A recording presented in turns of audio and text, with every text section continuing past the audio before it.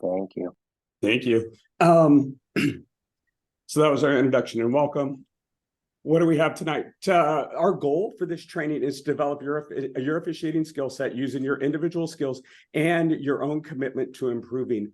I think that last year I appreciated the feedback that we got in terms of developing the soft skills and kind of like interaction and de-escalation.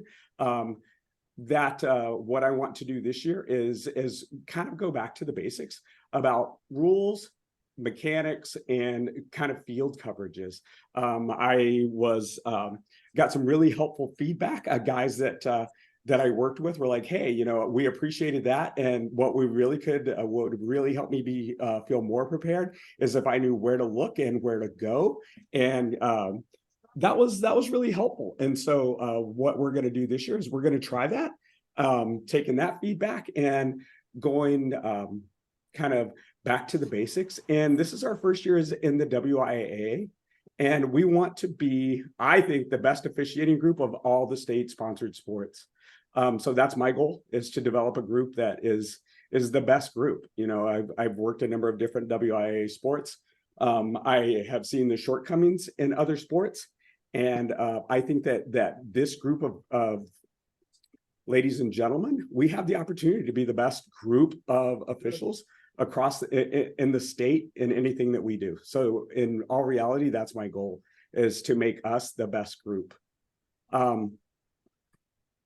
So with that, what do we got first? Don, can you bring yourself off mute and talk about the dues for 2024?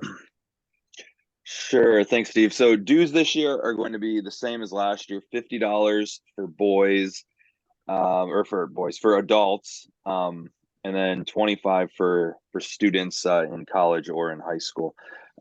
Same as last year. I'll be sending out an email where you can pay with Venmo or PayPal, or if you have to send a check, you can do that also. So all that info will be in there. Who are roughing hosts. Don't have to be a member of WILOA to do high school this year with the WIA, but I know it'll definitely look better for you if you are. And if you want to do youth games, you do have to be a member of WILOA for that. So keep that in mind. And if anybody has questions, you can message me here or email me back tonight. What questions are there about dues that Don might be able to answer while we're here? Please bring yourself off mute and ask Don. Hey, Don, Matt Roth here. Is your Venmo still Wisconsin Lacrosse Officials Association? Yes, everything's the same as last season. Great, thank you. Thanks, Matt. Anyone else?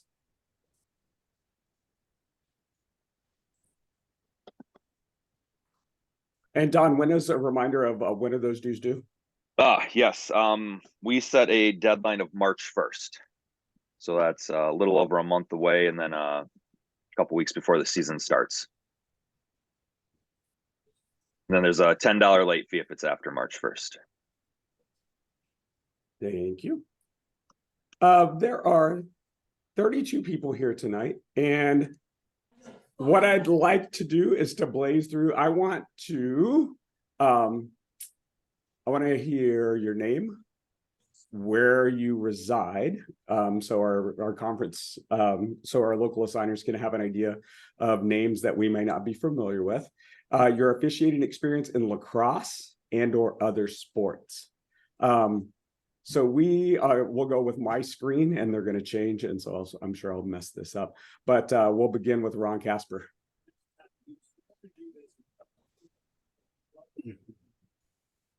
Hi. Yeah, Ron Casper. I live in Conomowoc. I've been doing boys lacrosse for about 10 years now, girls lacrosse for about 4. I also do basketball, volleyball, and softball. Thanks, Ron. Dave Willeen. Hi, Steve. What's up, Dave? I am in East Bristol, Wisconsin. That is somewhere in the middle of nowhere between Columbus and Sun Prairie and Madison. I have been officiating lacrosse for double-digit years and enjoying every minute of it. I also do football. Thanks, Thanks, Dave. Steve. I see Jameson. I'm here. I'm Mark Jameson. I've been, I think this is like my 11th season officiating lacrosse, and I'm also an Iola official as well. Thanks, Mark. Nick Bonapia.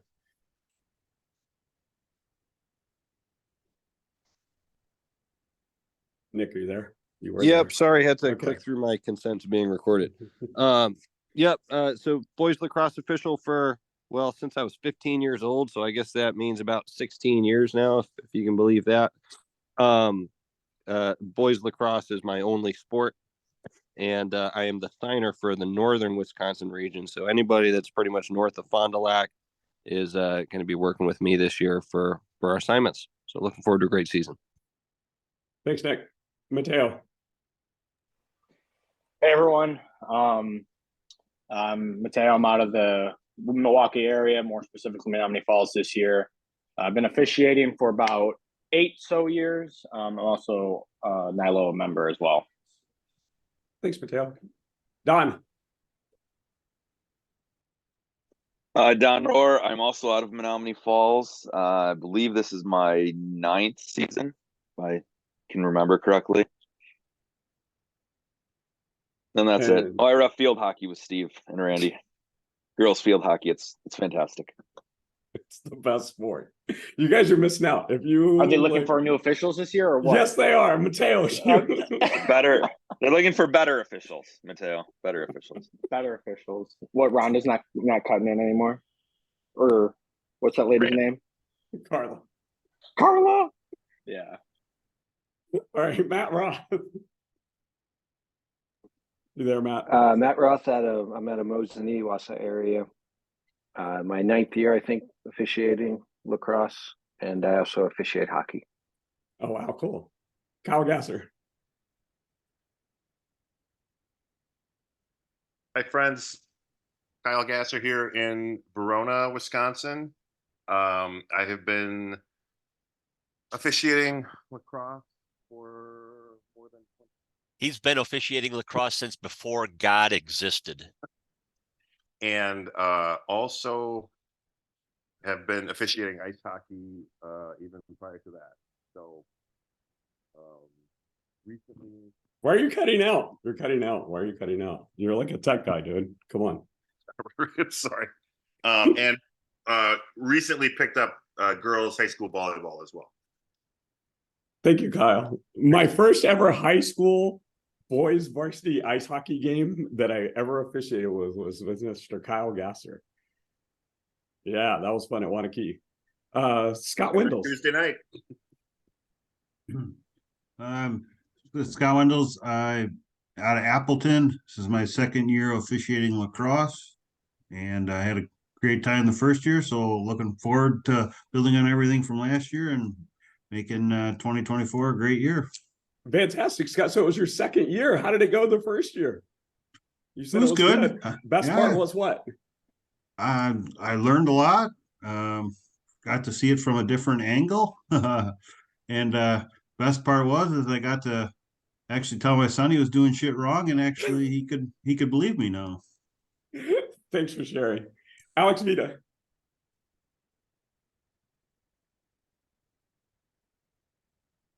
Alex, are you there? If not, we'll go to Drake, because I'm not even going to attempt to say Drake's last name. I'll say it for you. I'm Drake Bartolomeoli. This will be my 6th year officiating lacrosse. I'm located down in Janesville, do games in the Madison area, and I've been reffing football for about just as long. Thanks, Drake. Travis Brown.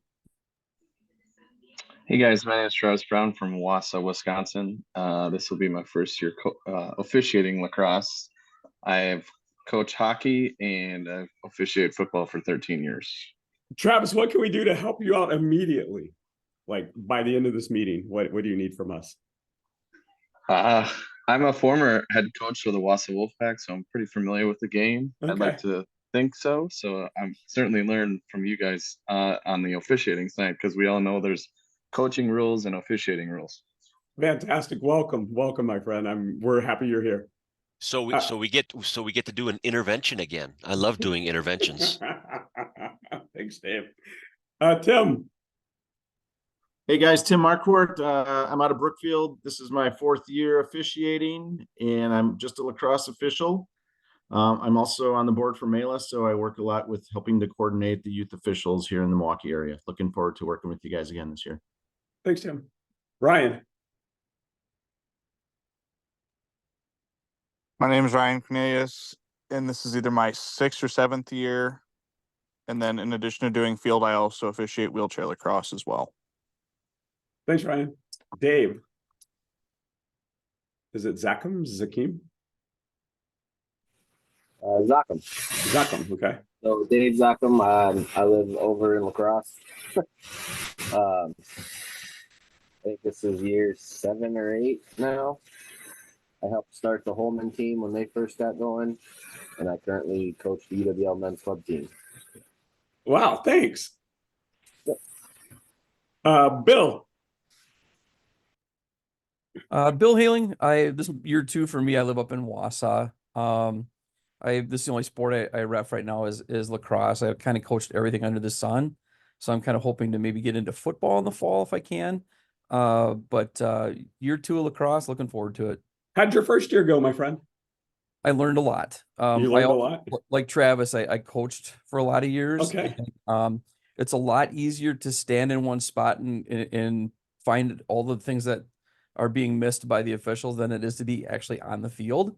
I had some really great mentors last year with Tim Hocken and Matt Roth, and they really worked through it nicely with me last year, and I think got me in a more positive and good direction that I'm excited for this season. So fantastic. I think that my experience in working with developing officials is year 1, you have no idea what's going on. Year 2, you get more confidence. Year 3, you're like, what was I doing in year 2? And then your 3rd year, you're like, okay, you're starting to get it. So thanks for coming back. We appreciate you. Being a first-year official in any sport, no matter how long you've been around, is I think one of the most difficult things that I've ever encountered. So thank you, all the first-year guys that are coming back for their 2nd year. Good work. I see code 14147. We have don't know. John Perkins, what can you tell us about yourself? I'm John Perkins. I'm from the Madison, Wisconsin area. Been officiating. I've got 4 seasons of lacrosse in at this point, and I've been doing ice hockey now for 23 years, I think. So it's good to see you, John. Thanks. Scott Saunders, are you available today? I am, Steve. Thank you. My name's Scott Saunders. I'm in Sun Prairie, just outside Madison. I have been involved with boys lacrosse since I started playing sometime in the late 90s, and picked up officiating not long after that. So I've lost track of the years, but double digits. I also do box lacrosse more recently, which is surprisingly a totally separate sport for those of us that picked it up. And I also am the Madison area signer. So for those of you that didn't know that, if you want to work games in Madison, I'm your guy. So thanks. Mikey. I'm Mike Dwyer. I'm an LO member. I've been reffing lacrosse. I don't know, this stint, it's been 5 or 6 years. Prior to that, there's a break, and I reffed a few years in the white shorts and goofy socks days. I just picked up ice hockey officiating recently. Yeah, I guess that. Oh, and I'm live in Waterford, so south of Milwaukee. Thank you, my friend. Pat. I'm Pat O'Brien, based in the Madison area. Been loving lacrosse like other guys, double digits, and I do that other sport called football. Thank you, sir. Jimmy. Hey, Jimmy Sedovic. I'm up in Green Bay. I've officiated 4 or 5 seasons of boys lacrosse, but on and off over the last 10 years or so. Thank you. Mark. Good evening. Mark Howard. I live in Pewaukee and so officiate out of the Milwaukee area.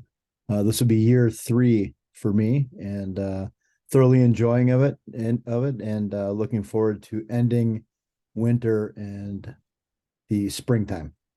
Thanks. I appreciate your optimism, my friend. Ben.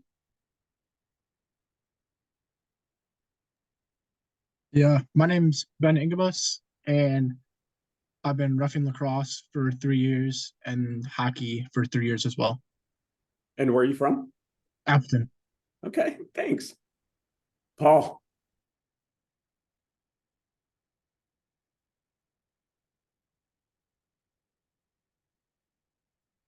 Mr. Sabarisi, are you there? Mike, are you there? Sorry, my fire alarm was going off. Didn't want to kill anybody there. Mike Sabaris in Madison, Wisconsin. Believe I'm working on my maybe 8th year in lacrosse, and it's the only one I ref other than coaching youth baseball. Thanks, Mike. Randy Cohn. Good evening. Randy Cohn. Been officiating double digits, do various things for the sport of lacrosse, and enjoy doing it. And where are you from? Heartland, Wisconsin. Heartland, Wisconsin. More specifically, the gated community where I got to get a pass to get in. Correct. Matt, we were spent all day together yesterday. How are you? Have you recovered? You okay? I just got home a little while ago. Okay.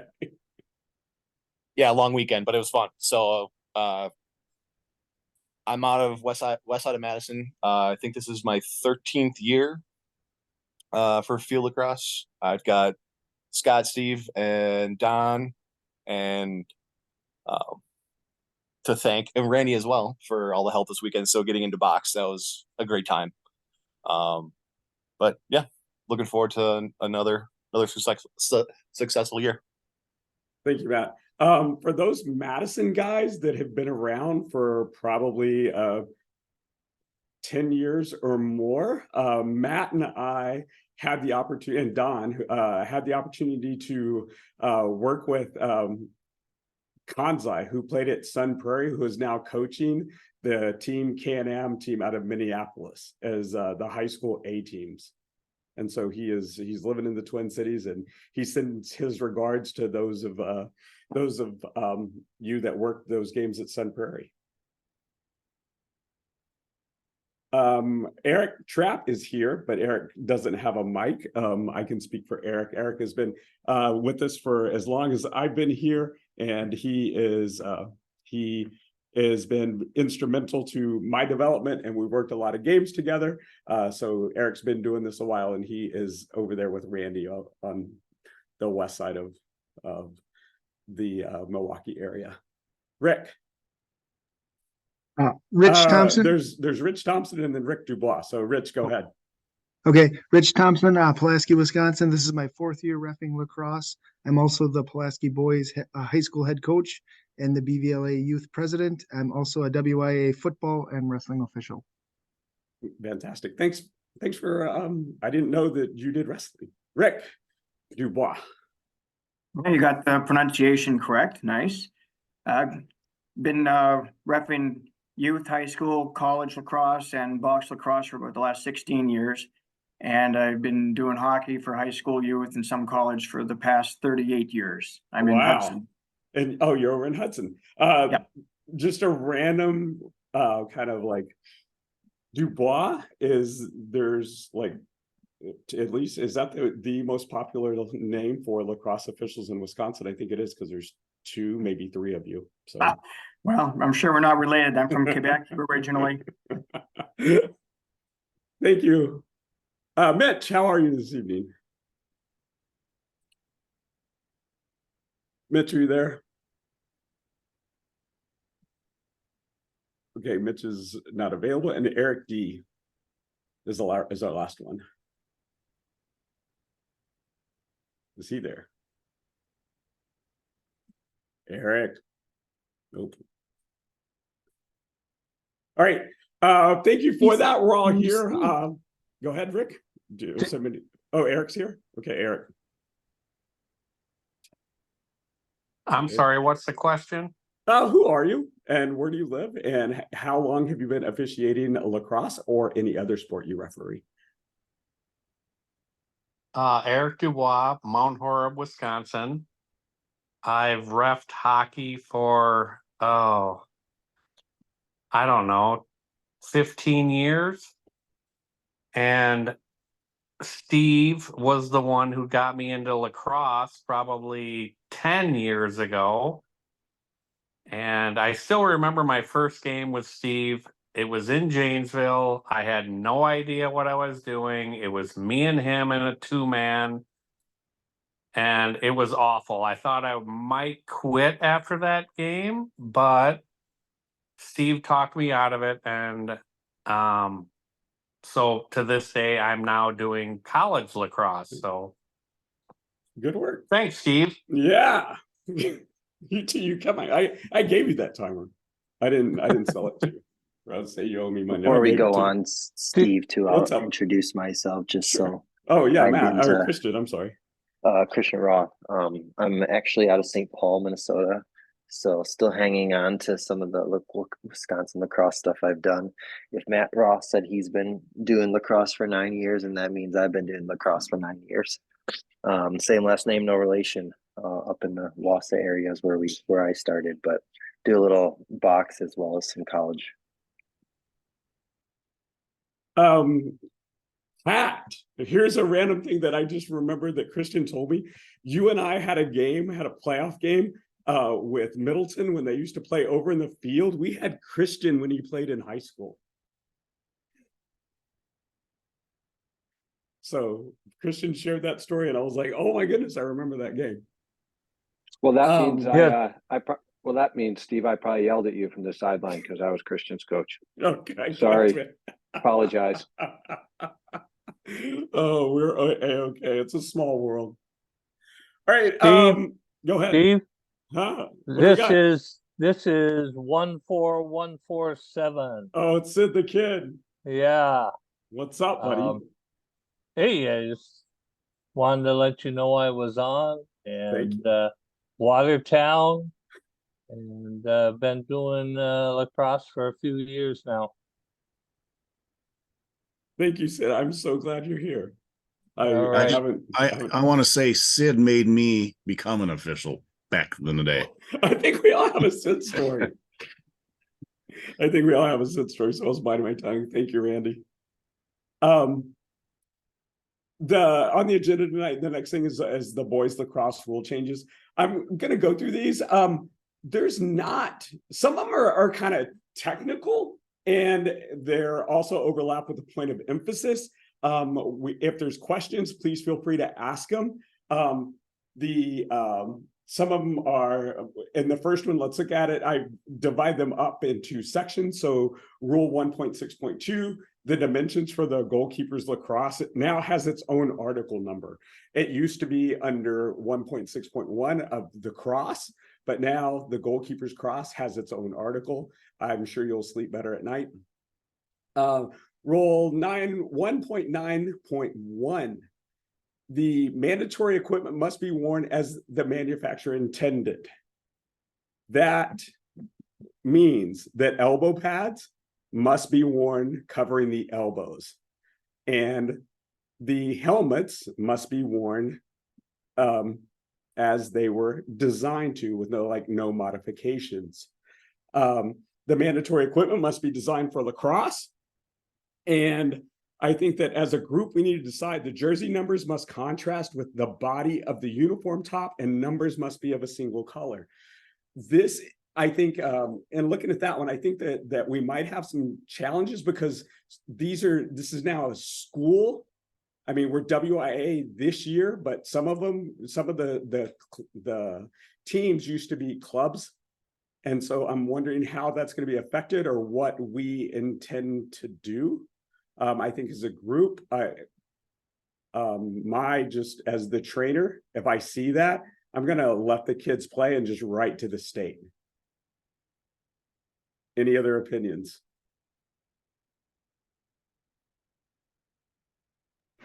This is like Steve, I think if you can see the number. I didn't hear the first part. If you I said Steve. Yeah, okay. If you can see the number, let's play lacrosse. Yeah, I mean, the thing is, there was fashionable like a few years ago, and I can't remember if they changed it, but there was a team that had black jerseys with black numbers with gold outlines. And so I think it was Franklin, but I can't be sure. But if I see that, I think that we'll be okay. I mean, as long as we write to the state and say, this is what's happening. Usually, those of you that do other sports, they give a number of years for uniform changes. But now we have the state to back it up as opposed to like the WLF.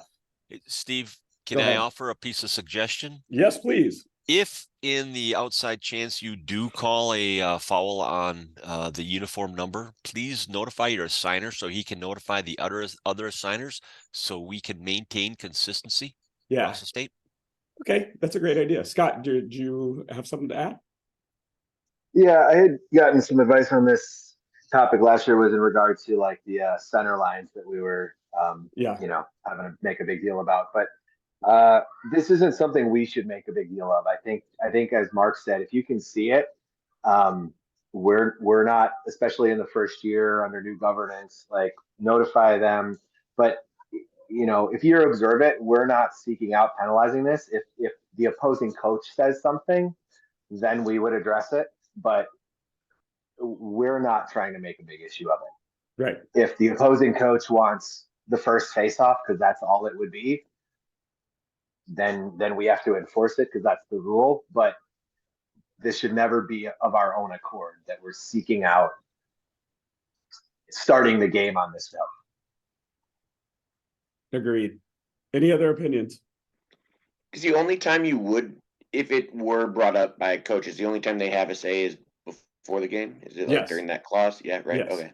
I was just making sure. Yeah, I mean, it's not going to be like a third quarter thing in this. Right, like they're down by one and want the ball. Right, right. No, it's an opening face-off. That's what I thought. Yeah. Yeah, just to add to that too. I mean, we had a coach that tried to weaponize that last year, up in Appleton. I was helping with a playoff game up there, and he was trying to use that to his advantage. So, yeah, it's we looked it up. It's in the rule book. As soon as the opening face-off takes place, any type of uniform discrepancy or whatever else, it's water on the bridge. Thanks, Matt. Hey, Matt, I remember that game.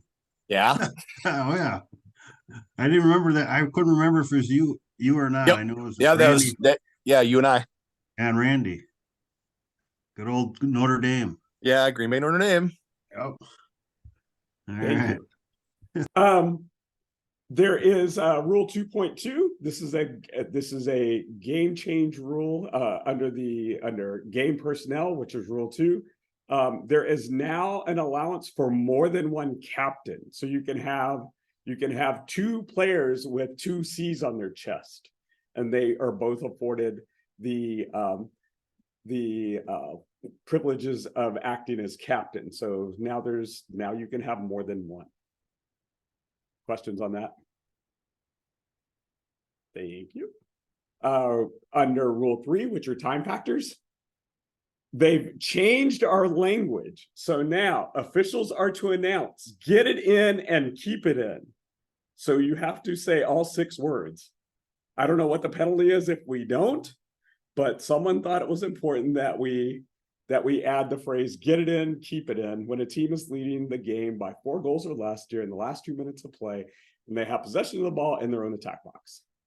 So the offensive team still has 10 seconds to penetrate the attack box once they have possessed the ball on the offensive side of the center and midfield line. Questions on get it in? So are we to announce that as soon as they cross midfield? If the game situation is one where it's like 4 goals or less and under 2 minutes, we say, like we used to do the mechanic of keep it in. Now we say get it in, keep it in. So We're telling them what they have to do.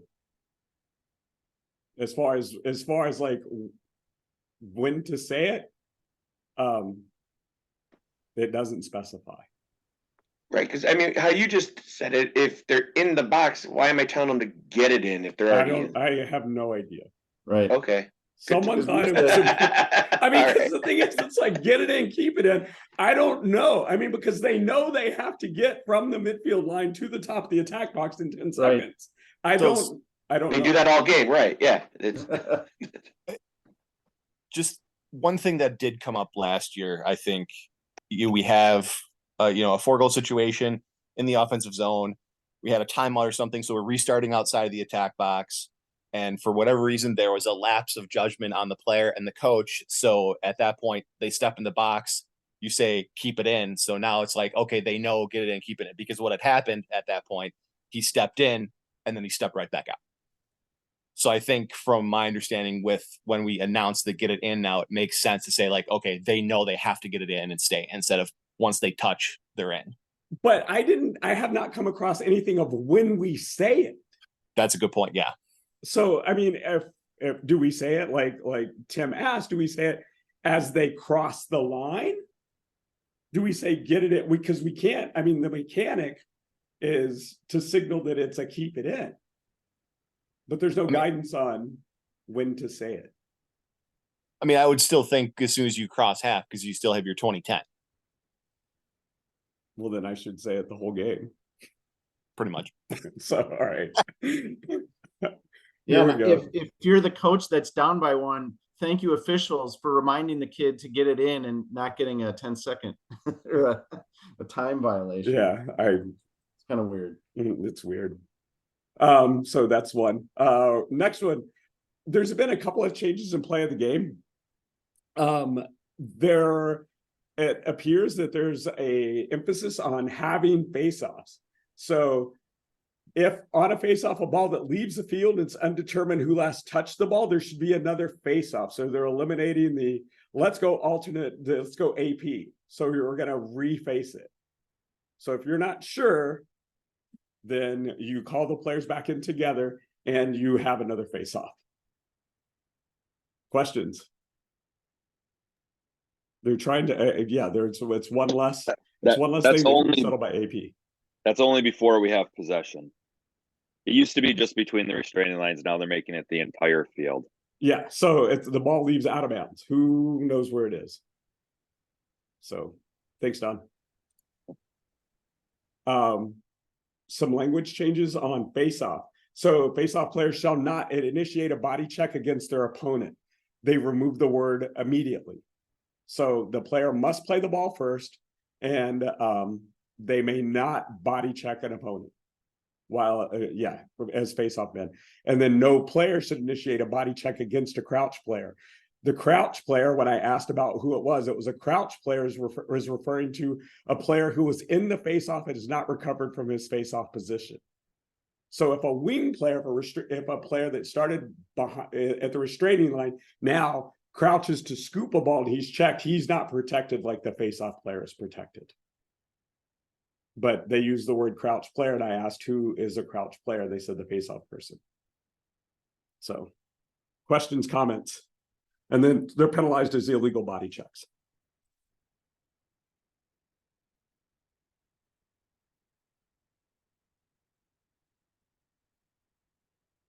All right, we got to make sure who's here and on the live video rather than just watching it. So, my favorite phrase, my favorite rule, eye black.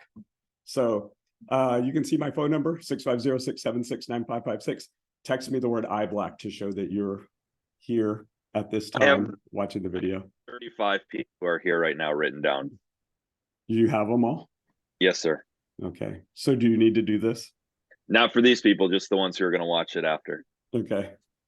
Cool. Oh, I'm getting my phone's blowing up because did you see the one Can-Am team had eye black on, and I was laughing to myself because if you don't know me, people make fun of me over eye black. My daughter goes to Shorewood High School, and Kevin Kane was substituting, and he figured out that she was related to me. And so they had a discussion on eye black and how I sent everybody off the field from WNS over eye black. So my daughter has to live with the legacy of my penchant to enforce the eye black rule. Thank you for texting me. Next, we have rule change about clarifying what a shot is. A goal will be allowed. This is rule 4.93. A goal will be allowed if the shot was released prior to the end of the period. It is no longer a shot and no goal if the ball contacts any member of the attacking team or the attacking team's equipment. It is no longer a shot and no goal if the ball is touched by a player from either team after contacting the goalie, his equipment, the goalpost, and or crossbar. So they clarified what a shot is. Questions, comments, concerns, real life experiences?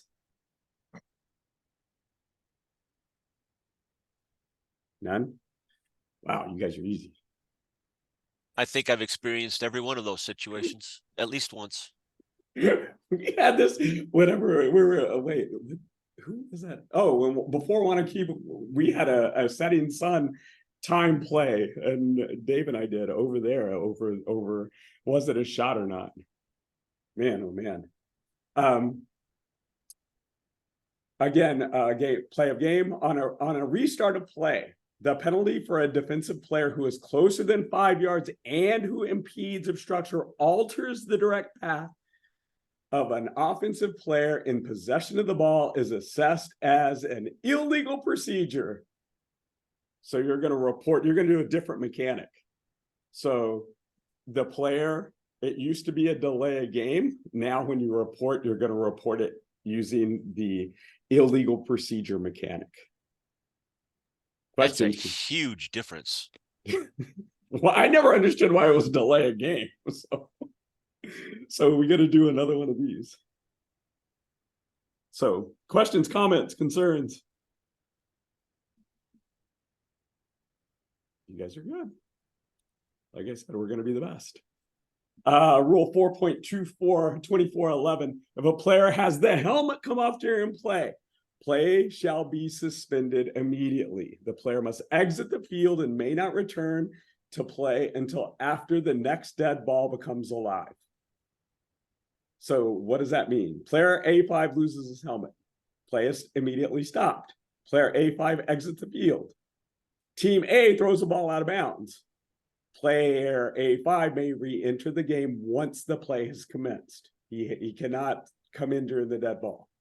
A foul by Team B that caused the helmet to come off does not supersede the re-entry provisions. What questions are there? So we have a player who's checked legally. His helmet comes off. We stop play. If it's offense or defense, it doesn't matter. We stop play. We don't wait. If there's a threat to the goal, you stop play. Hopefully, this will send the message that these kids need to wear their helmet with their chin strap tightened. And even if the coach says, but he was fouled and that made his helmet come off, it doesn't matter. Nor can a coach buy the kid his way back in by calling timeout. Scott, what do you got? Yeah, I was just going to follow up on that. I think it's something that was said the other night, right? Time has to come off the clock. So the coach can use a timeout, but time has to come off the clock. So you can't call it. I had this discussion with somebody last year. You can't call a timeout in the dead ball stoppage for the helmet coming off and then get him back in the game. Play has to resume. Time has to come off the clock. It can be 1 second, but there has to be live ball and then a second stoppage. Yes. It's before the second dead ball becomes alive. Steve, yes. so if I'm reading this correctly, there is no penalty for a helmet coming off. The player, like they're doing it in the NCAA games. Okay, so we have the high school rule is a little bit different between offensive and defensive players. So if an offensive player loses required equipment Who can tell me the procedures? What do we do? I'm an offensive player and I lose my shoe, my glove, my shoulder pads, or my helmet in this case. What's the procedure? We stop play. We stop play. Yeah. What if a defensive player loses required equipment such as a glove, a shoe? Well, I think that was actually my question, because okay, so in the high new school, rule you would throw a penalty. Yes, we have a slow. Are we doing that in high school then? Flag as well? down, slow whistle. Okay. That's the high school rule. It's different than in college. Yep. Perfect. So, but if he loses his helmet on defense, we're going to stop play immediately. And if it's a defensive player, he's lost required equipment, it could be a flag. Perfect. Thank you. Yep. Anyone else? Any other questions? On If their helmets are loss? falling off, are they not wearing them as manufacturer intended? I didn't hear you. I said if their helmets are falling off, like, they're not right. Their chin straps aren't buckled, right? So they're not wearing them in a manner that the manufacturer intended, right? Isn't that the other rule that you're just talking about? That is a point of emphasis, and it's a rule change. And so we'll get to the point of emphasis, and it's the coach's responsibility, because are all your players properly and legally equipped to play the game by rule? And when they say yes, you could say, you are saying that all chin straps are going to be fastened correctly or worn snugly. And so, I mean, you can say that, it's not required, but he's attesting to it. So when the hat comes off, that's his issue. Yeah. All right. Next. Can I ask one quick question there? Sure. So let's say team A, late in the game, down by a goal, they get they have numbers, right? A fast break opportunity. Okay. B, one of the trailing guys takes his helmet comes off somehow. Yep. We stop it. Stop play. Okay. Even though that could detrimentally impact A.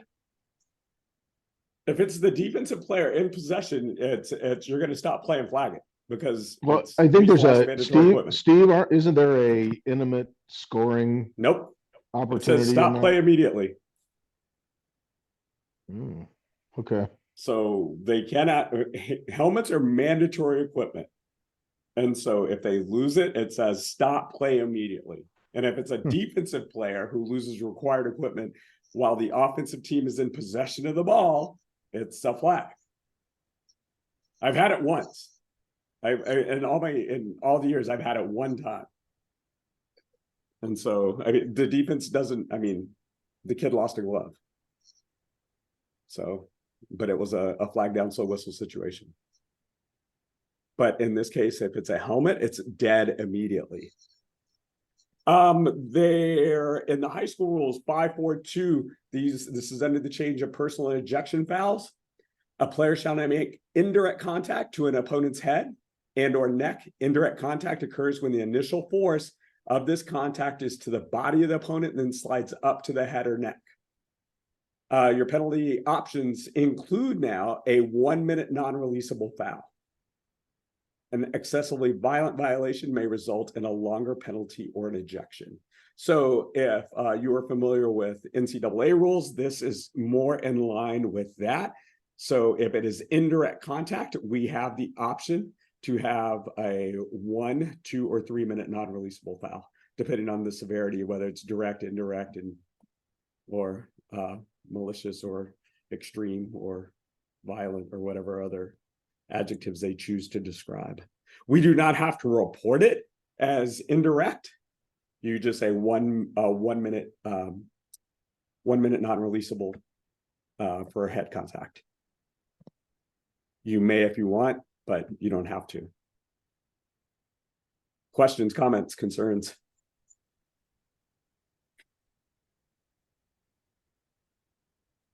All right, points of emphasis. There are 3 points of emphasis this year. One, the first one, and my whole thing is do this to make it easier on the next crew. Sometimes the point of emphasis, they are not glamorous calls. You have to be the fashion police. You have to mind the details. And hear the words, well, you're the only one that's ever made us do this. But make it easier on the next crew. Cross stringing, the way that it states is nothing. It talks about technology and stringing patterns. The short story is nothing the way you string should not give the player an advantage in holding the ball. So there's no gaps that are supposed to be bigger than the size of a golf ball. And I saw some interesting in stringings near the throat of the cross at the box tournament. But there is nothing, no stringing pattern should give a player an advantage to withhold the ball once it's in the throat of the cross. And the book, I like the book, and no one said anything like this is the pattern that they're using. The book talks about like cross construction technology and stringing technology. And then the Steve Perez favorite, eye shade, eye black. It uses the language of a single solid stripe that lacrosse is following the precedent set in other sports. But eye shade, eye black, 1 inch wide, 1 inch long, solid single strip. It should be here. There's no patterns, no logos, no death metal band looks, no blackface like some kids are now doing.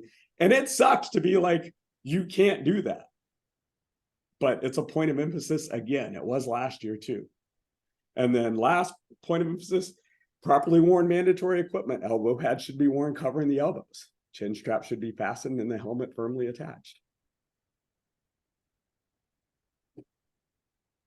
Hey, Steve, What do we got? in this same vein, what are we doing about the center line this year? Are we taking the ball away? Are we not taking the ball away? Are we really going to force the coaches to put shaving cream across the field, which is kind of stupid and embarrassing, quite frankly? Yeah. So what are we going to do? Because I would really like us all to do the same thing. Because last year, I pulled out my Steve Perez rule interpretation book and said, no center line, I'm taking the ball away. Yes. And then that's what the rule says. Right? And then the coaches would go, well, I don't care. And the last crew said, if I don't care, then we can just have a face-off. So what are we doing? Can we make a decision right here, right now on how we are going to adjudicate or not adjudicate that rule? I really like the way the Waukesha program handled this. The Waukesha programs, the coach came up to me and was like, our center line is illegal. If they want the ball, they can have the ball. If they want me to put something down, I will put it down. And then it was just like, then they talked about it. Yeah, but that doesn't happen all the time, right? I mean, I think that what my point is, let's ask the head coach if he's willing to offer either the ball or ask the other coach if they're fine with it. So if the other coach says, just again, I'm going right into my Steve Perez rule book. Yeah. So what you're saying is you're allowing the visiting coach to decide the adjudication of our rules. Yes. And that's what we're going to do. No, I mean, you guys, I'm just one part of this. No, somebody's got, let's make a decision right here, right now. Yeah, I mean, Mark, people. Let's do it. Mr. Jameson, this is Scott Saunders, if I may. So the same logic that I said earlier about the jerseys, that's where I got it was in regard to the center line. So our job is to A, know the rule, and B, observe the midfield line or the end lines, right? I have many fields in Madison that have dashed end lines because they didn't want to have contrasting colors go through their letters, right? Our job is to observe those deficiencies in the field, but not go out and seek the confrontation of saying your field is illegal, I have to enforce it. We show up and we see it, and if we see it, and if the visiting team wants to make a big deal about it, they should be meeting with you at 29 minutes before the game, right? A minute after you met with the head coach, and then they should bring it up then. and you go to the head coach and you say, hey, they've pointed out that your field doesn't conform. You have until face off to fix it. And if they want to lay down silly string or baseball, like, we're not looking for permanent paint, right, on their $1 million turf fields. Yeah, They can lay down one. Right? Yeah. They can lay down one strip of athletic tape for all I care. And as long as it's continuous, I'm going to let the game play, full well knowing that tape's coming up on the first face-off. We're not seeking out calling this foul, but we have to be aware of it and enforce the rule as written should that situation present itself. So we're going to let the visiting coach kind of push the issue on those. Yeah, because here's the deal. If we seek it out, this is why. Did we get in a tough spot? If we seek it out and we say, hey, home team, your field doesn't conform, and the visiting team is like, I decline, there's no option in the NFHS rulebook to decline a foul. Like, so the team has the running clock, they're going to decline a slash later in the game. Like, we can't put ourselves in that position by seeking, just be aware of it, right? Look at the field. So okay, so I'm just trying to get clarification here, Scott. So what we're going to do is we're going to come to the field, and there's going to be an illegally lined field, right? And then we're going to say, hey, coach, we got a legally lined field. You know, if everybody's cool, we'll just go. And if the visiting coach is like, I don't know who said this, I like that word though, decides to weaponize that, then we're going to have to enforce the rule. Is that what we're going to do? I just want to do it the same way every time. One of the things I don't think that's what I heard Scott suggest. I think what I heard Scott suggest was we get to the field and we have an illegally lined field. If the visiting coach initiates conversation regarding that and brings it to the attention of the officiating crew, then the officiating crew notifies the home team that they have 29 minutes to fix the field prior to the face-off. And if they fix it, great. And if they decline to fix it, then we're enforcing the rule as written. So, okay, so Kyle, just let me, I'm not trying to be a dick about this, right? I just want everybody to do it the same way. So what you're saying is that I am supposed to ignore a rule in the book, even though I have noticed the fact that it's an improperly lined field. Mark, one of the things that what has helped me is like what the Waukesha coach does. He acknowledges it. He will come up. But if the coach doesn't, we could say, when we're meeting with the home coach, you do not have a continuous line across the middle of the field. I am going to ask the visiting coach if he wants the ball or can we play with it like it is. If he chooses to play with it like it is, we're fine. If he chooses the ball, you can fix this within the next 30 minutes. I'm good with that. Steve, that's a perfect position for this situation. And if we all do it like that across the state, or at least whoever did it before me in this, make it easier on the next crew, I'm cool with that. That makes a ton of sense. Yeah. Say that again. If the coach doesn't bring it up and we observe that the field is not properly marked, I inform the coach my intent. I will ask the coach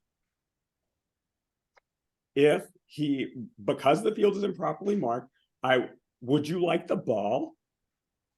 Because the field is improperly marked and then now it's over and we play with it like it is, or are you good with it? And if he says he's good with it, he's good with it. If he wants the ball, then I can follow it up with, and then I can go back to the coach and say, hey, you have 30 minutes to fix it. All right. So the power invested in you as the trainer of WILOA, that's how we're going to play this. Sure. Okay. And the thing is, I just want to know what we're going to do. No, and the thing is, the irony between you and I and the other 32 guys is here. Who am I accrediting? I'm crediting the Waukesha staff. Yeah, well, I know those people, and you're suspect on that, pal. Exactly. So it's like, Steve? Yes. Sid here. What's up, Sid? How are we going to do this? Well, what's the WIAA stand on this? You know, we have another. If the field is improperly marked in other sports, because we've had this issue in other sports that are sanctioned. So if we have a football field that is improperly marked, then we notify the athletic director and then the WIA, and that's it. This field is not properly marked, and then that's it. The assigner then will. No, it's not like college. You just notify the AD of the school. I thought I heard you say so also you can, WIA. yeah, but not the assigner. So we will notify the AD and then notify the WIA. I would say you should still tell your assigners so that they can communicate to any crews that are showing up there in short order what the situation was before. That's a good so idea. we can Thanks, so we can handle this consistently, right? If there's a crew there Tuesday, the field's not properly marked, the crew that's going to be there Thursday should know to see if, baseball chalk was laid down or what have you. Anecdotally, I have one experience with this last year, right? So schools can seek exemptions from the WIAA for their improperly marked field. As the assigners, the three of us should know if fields have issues. I know which of my fields do not have continuous end lines or do not have continuous midfield lines. In the run up to the season, I will ask all of those schools to produce their WIAA exemption for that issue. And if they don't have it, I will tell the officials I assign, guys, this is the situation, be forewarned, right? You're not seeking out this call, but this is the information I have. Right? Oh, can we roll with that, Scott? Because I know for a fact that Waukesha has an exemption for football on that line. The Waukesha West. They have an exemption for football. So every sport, right? They have every sport now. So this is what came up last year with my school: new field, new turf. First game out, vigilant official took the ball away on the first face-off. Opposing team didn't want the penalty. There's no option to decline. So we ran all of those things. And then I had this long email thread with him. I'm like, look, man, I'm not asking you to lay down permanent color on your brand new field.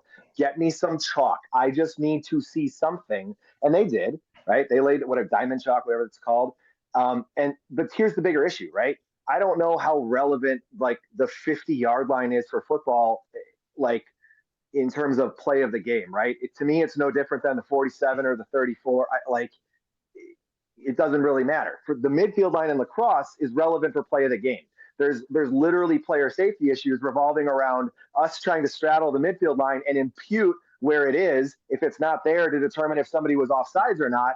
And then somebody gets, El Kabonged on the other side of the field when your eyes are on the turf instead of watching the actual players like play the game. So that's why for lacrosse, like the midfield line being solid is relevant. There's player safety concerns revolving around not having to like imagine where it's at. So, but if a team produces an exemption from the WIAA, I'll let you know that, right? I'll send that out statewide. Hey guys, DeForest got an exemption this year. Let it fly. Yeah, I think that's something you don't want the crew to have to worry about, right? That's got to come from the assigner. Okay, cool. And a good cake of white ivory soap will take care of that issue, and the next rain will wash it off. So football, make it somebody else's problem.